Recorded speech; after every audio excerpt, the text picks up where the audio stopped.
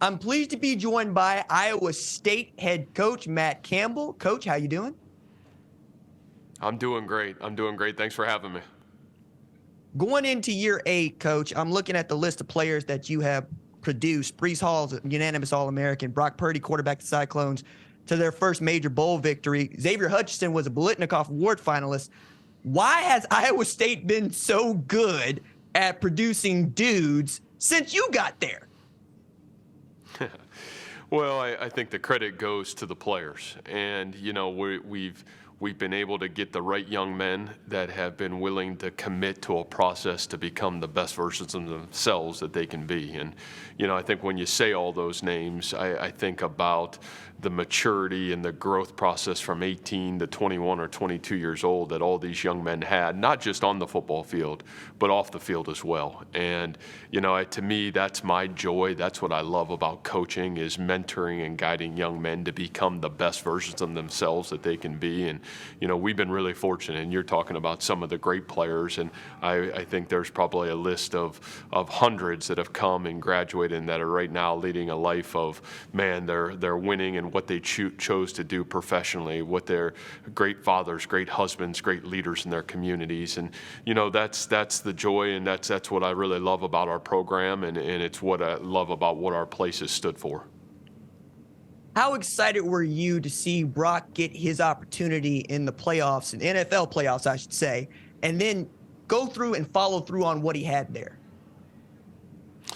Well, it was a great joy for me to watch him have success, and as the country was being captivated by Brock, none of it surprised me. But I think the thing that I probably take the most pride in as a coach, and was when I heard their coaching staff, and I heard some of those NFL vets that are the best of the best at their position group, the McCaffreys, and obviously there's some of those great defensive players in Debo and Trent Williams, and hear what they said about Brock, how he prepared every day, what his process was, all the things that we've tried to work really hard to build in our program, and to hear them explain who he was and what he stood for.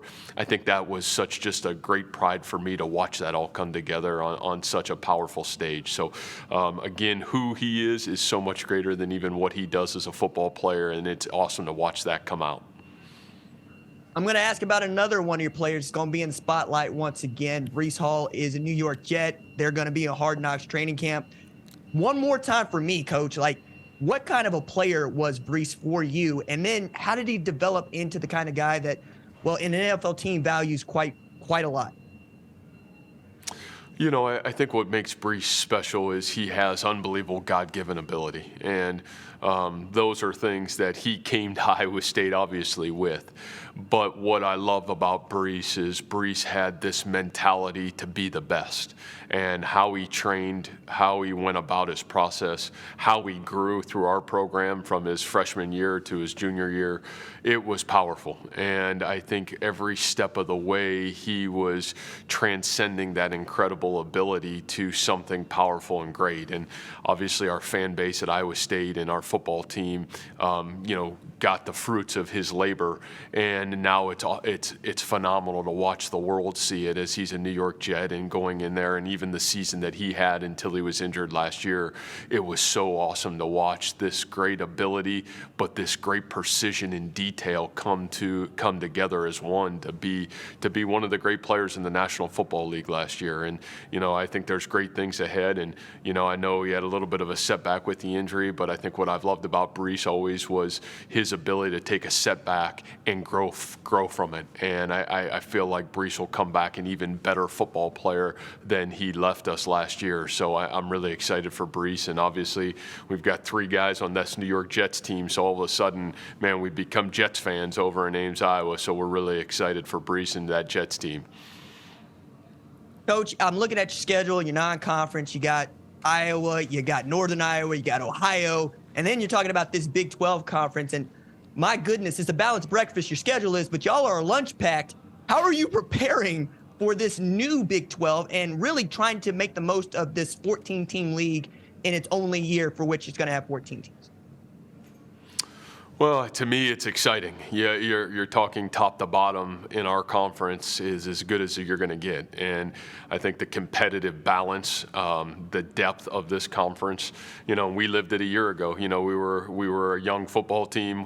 One of the youngest teams in college football, and lost 7 games in the last drive or last possession of the game. And I thought one of the great things about it was the growth in the experiences that we were able to get, but it was a great reminder that you better play a football in this conference every Saturday if you're going to expect to win football games. And then you look at our non-conference schedule on top of it. You got 2 in-state rivals, and then you play a game against a team that played in the MAC championship game a year ago, and you better bring your A game there if you want to win. And so I think that's the thing that's always been exciting for us at Iowa State. You kind of got to go up the rough side of the mountain here. There's never going to be an easy way to the top, and if you're going to get to the top, you're going to have to do it as a team, and you're going to have to play great team football. You're going to have to win in the details and win in the margins. And it was great, probably a lot of ways, for us to kind of be reminded of that a year ago and sink our teeth back into what that process looks like to go win football games. And it'll take everything of that plus more to be our best this fall. I love that. You're going to have to go up the rough side of the mountain. I wonder, does that speak to your character? Because everything I know about you, Coach, is you've embraced doing it the hard way, and you seem to think that that's the only way to get it done. Well, I feel like for me, that's my passion, and that's what I've loved about probably my own journey as a human being and as a person, and it's probably what I love about Iowa State. There's no easy way to get there, and you're going to have to find a different path at times, and yet we know whatever path that's going to be, it's going to be a challenge, because you're going to have to do it some ways the old-fashioned way, and you're going to have to do it together. You're going to have to be unified, and you're going to have to do it as a team. And to me, that's why I love coaching. That's my ultimately what I enjoy the most about what I get to do is getting young men and getting an organization to believe in each other and be willing to be unified for one common goal and one common purpose, and put our ego aside and really come together as one to become our best. And when we've been our best, we've been able to do that in a really powerful way. I want to ask about Hunter Dekkers and his maturation going into 2023. Last year didn't go exactly the way that he might plan. I think he would admit that too. What have you tried to do to help him become a better quarterback this season?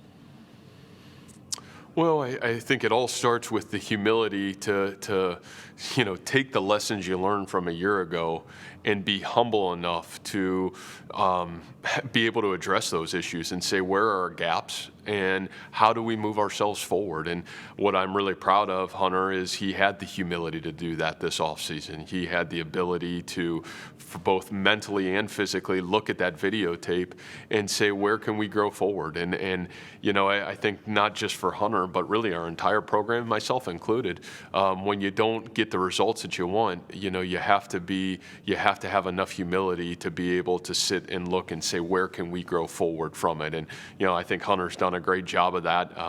He's certainly got a great staff around him, and quite honestly, our side of the ball on offense was very young. You lost a lot of great players from 2021 team, and with that great players, you also lost a lot of experience. And so, there not only was Hunter growing forward, but that offensive line, the new running backs, the new receivers, there was a lot of growth forward for everybody. But I think one of the things that last year gave us is it did give us great experiences, whether they were positive or negative.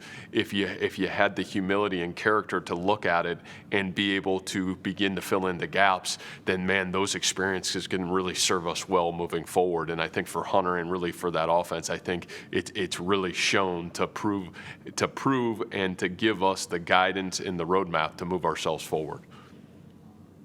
Coach, I'm a student of history, and I love the history and the story of our sport going back 150 years. But one man speaks to me in a way that no others do, and that's Jack Trice, and for which the stadium is named.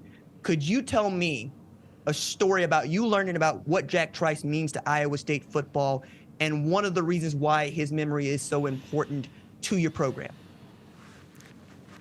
Well, for me, it's really powerful. The first day that I got to Iowa State, And as I was preparing for my introductory press conference, there was a book on Jack Trice that was in the football office, and I picked it up. And I'm from Cleveland, Ohio. Jack Trice is from Cleveland, Ohio.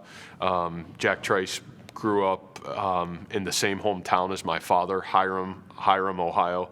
And, for me, it was instant.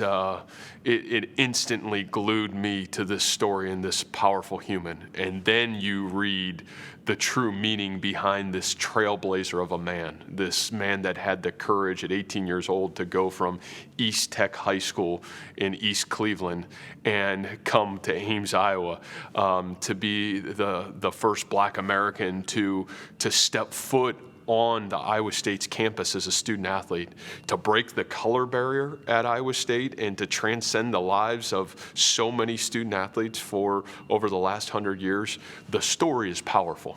The courage, the commitment is powerful. And, there's a great letter, and obviously was a great football player, but the courage of this man to be able to stand up and to transcend the world, it's powerful. And I think for me, from day one, it's been an anchor for myself in teaching what our program should stand for, what an honor it is to step on a field that's named after him and his legacy. And so for myself, for our football program, it's a staple of what we've tried to build our program for and about. And, there's a powerful piece in the letter that Jack wrote, right before he passed away and before he played in the game in Minnesota. And he says, "The world is expecting me to do great things, and I will." And I think I've tried to take an I will mentality in building our program, and our kids have tried to take a we will mentality as we continue to build our program forward and honor his legacy. And obviously this year, 100-year anniversary of him passing away, and what an opportunity for us to show the world and tell the world just about who Jack Trice was, what he stood for, and this trailblazer mentality that he not only brought to Iowa State, but really for so many brought to the entire world. Iowa State head coach Matt Campbell, thank you so much for taking time to join us here on the #1 college football show. Yeah, thank you so much. Thanks for having me. I'm pleased to be joined by UCF head coach Gus Malzahn. Coach, how you doing? Hey, doing great. Coach, I wanted to get started with this. You took the job at Central Florida believing that the program could reach new heights and that the recruiting landscape, given its trajectory, everything that you've been able to do in the past says, hey, I could turn this into a winner.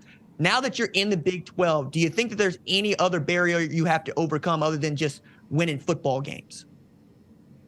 No, I think everything's set up. When I took the job, I thought it was a gold mine. I thought if the right guy ever got here, would stay here and build it and not look as a stepping stone, it could be one of the best jobs in college football.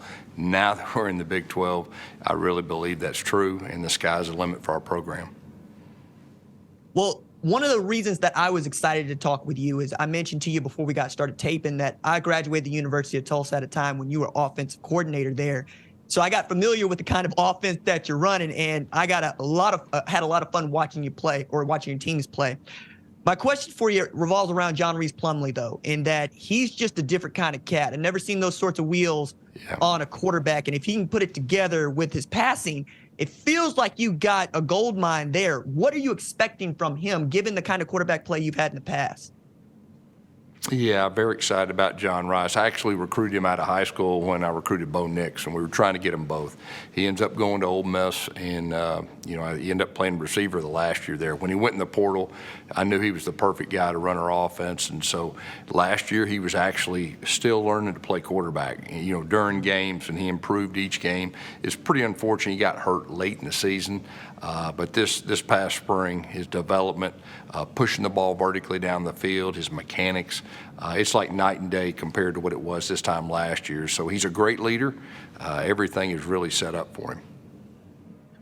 So, Coach, I'm fond of saying that UCF won a national championship in 2017. So I got to ask you, when you see folks that say that college football playoff national champion Alabama won the national championship, what do you say to them? Yeah, I'll say this. I mean, we played Alabama that year, and we played Georgia. We actually beat them in the regular season, both of them. Then we got a chance to play, UCF in the bowl game, and I'm talking about they were on that same level. There's no doubt, and I think they beat us by 7. They had 7 or 8 NFL players, so I don't really get too much in the debate of that. I just know that that was 2 of the better teams, and we were a really, really good team that year too, and we were just a hair away, and they beat us. So, that was a great team. This is a time when you were still head coach at Auburn. And, Coach, another thing that I get into debates because that's my job. I'm a talk show host. But I tell people that Cam Newton is the best college football player anybody's ever seen or heard about. I'd just like to know from you, what kind of a quarterback was that to have running your offense when it felt like if he didn't get it done, it wasn't going to get done, but it always got done? Yeah, I'll second that. Cam Newton is the best college football player, much less quarterback, that I believe that's ever played. What he did in the 1 year that we had him is just unbelievable. He was our leader. He willed us to win. Offensively, we didn't have a whole lot of NFL guys. I think one of our tackles got drafted in the 7th round, and he didn't play in the league very long, and we won the whole thing. He was a joy to coach. He's probably as hungry when I had him and as fierce a leader as anybody I've ever coached. And, the numbers what he put up against the top defenses really in America were really unbelievable that year.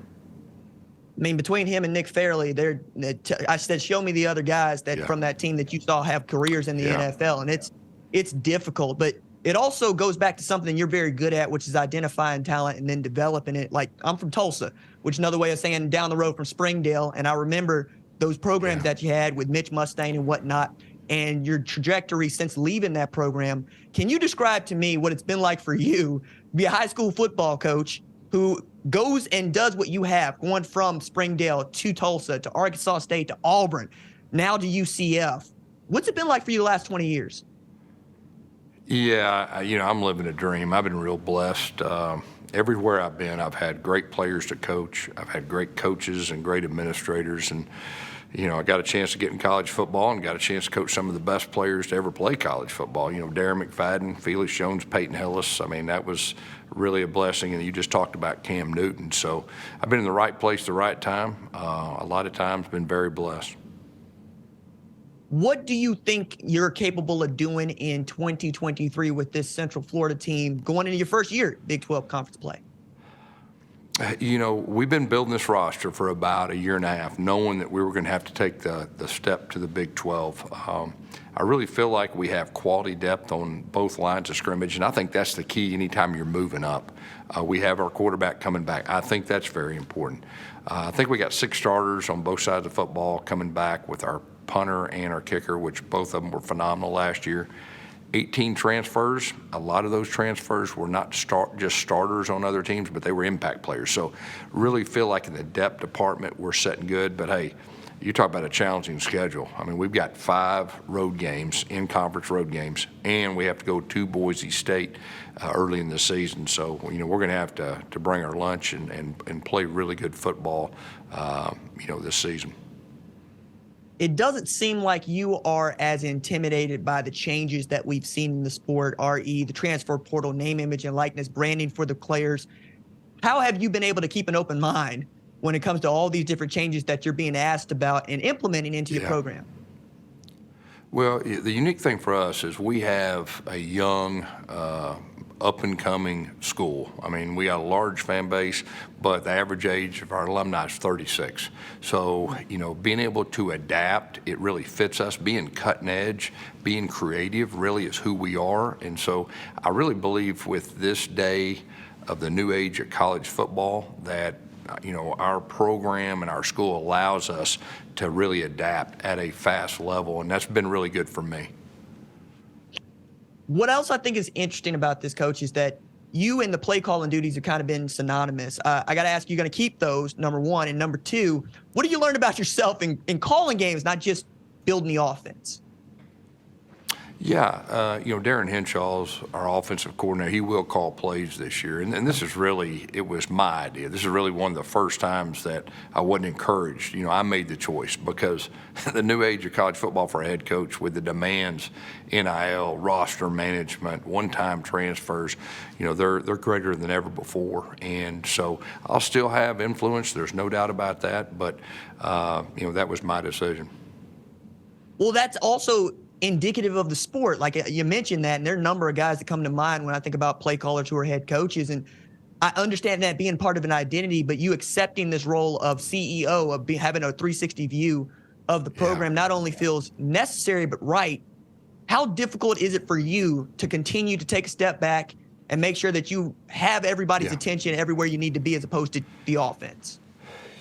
Yeah, probably halfway through the year, I think we played Cincinnati and we had a big win, and it just hit me like I don't have the time to do everything that I need to do for our program. And so I started thinking that way, and then, of course, when the season was over and, I hired Darren, it's been really comfortable, for me. And, I just think there's a few head coaches that still call plays. They're really good at it, but I really feel like, it's going to be more challenging each year for guys to continue to do that.